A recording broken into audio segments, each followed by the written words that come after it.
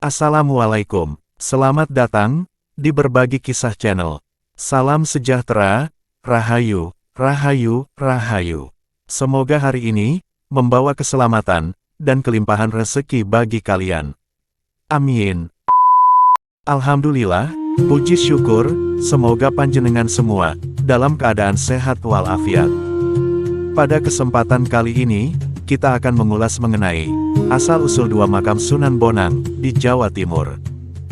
Tapi sebelum menyaksikan video berikut ini, Berbagi Kisah Channel, mohon dukungannya dengan ketulusan hati, untuk menekan tombol like dan subscribe-nya. Terima kasih. Makam Sunan Bonang ada di dua tempat, satu di Pulau Bawean, dan satunya lagi di sebelah barat Masjid Agung Tuban. Menariknya, dua makam ini dianggap asli. Di dalam sejarah Islam Nusantara, Kabupaten Tuban memiliki tempat tersendiri. Kabupaten ini mendapat julukan Bumi Wali, karena banyaknya wali yang dimakamkan di daerah ini. Termasuk salah satunya adalah Sunan Bonang. Siapa Sunan Bonang? Sunan Bonang adalah satu dari 9 tokoh penyebar agama Islam di masa lampau, yang lebih dikenal dengan sebutan Wali Songo. Ia banyak menggunakan aktivitas seni dalam dakwah dan penyebaran agama Islam.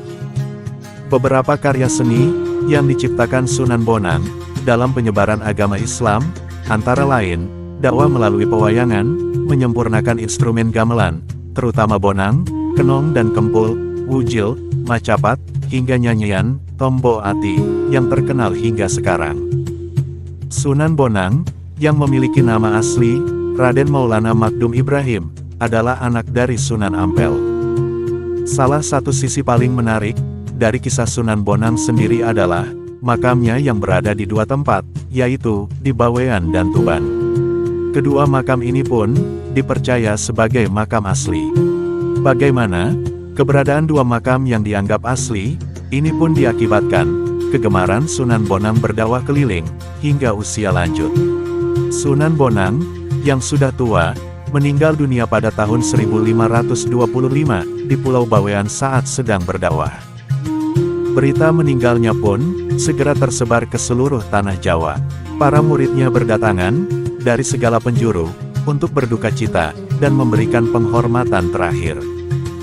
Murid-muridnya yang berada di Pulau Bawean sendiri pun berniat memakamkan Sunan Bonang di Pulau Bawean.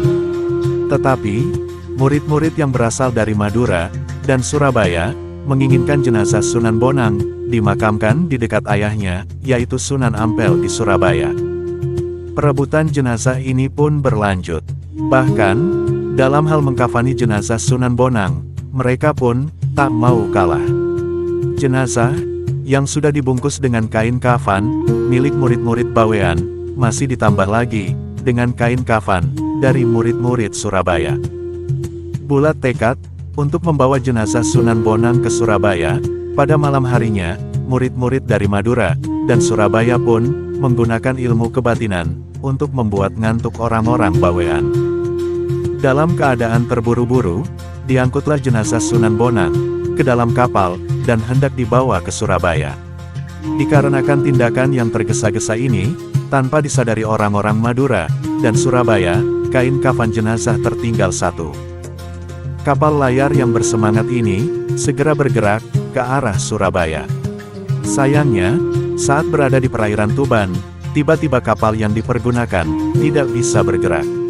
Tak memiliki banyak pilihan, akhirnya jenazah Sunan Bonang pun dimakamkan di Tuban, tepat di sebelah barat Masjid Agung Tuban. Sementara, kain kafannya yang tertinggal di Bawean ternyata juga berisi jenazah Sunan Bonang. Orang-orang Bawean yang sudah ditinggalkan para murid dari Madura dan Surabaya pun akhirnya bisa dengan tenang memakamkan Sunan Bonang di tanah mereka. Dengan demikian, kedua makam Sunan Bonang di Tuban dan Bawean pun berisi jenazahnya. Bagi para muridnya dan orang-orang, mereka mempercayai ini adalah bentuk karunia yang diberikan Tuhan kepada Sunan Bonang, di mana jenazahnya digandakan di tengah perebutan para muridnya. Dengan demikian, tak ada permusuhan di antara murid-muridnya. Karena itu, sampai sekarang, makam Sunan Bonang ada di dua tempat. Satu di Pulau Bawean, dan satunya lagi di sebelah barat Masjid Agung Tuban, Kelurahan Kutorejo, Kabupaten Tuban, Jawa Timur. Makam yang berada di Tuban, rutin dikunjungi para peziarah, sebagai wisata religi, yang tidak dipungut biaya apapun, untuk memasukinya. Demikian sebagian kisah, dari Sunan Bonang, yang makamnya ada dua tempat. Semoga, bisa menambah pengetahuan panjenengan semua. Wassalamualaikum.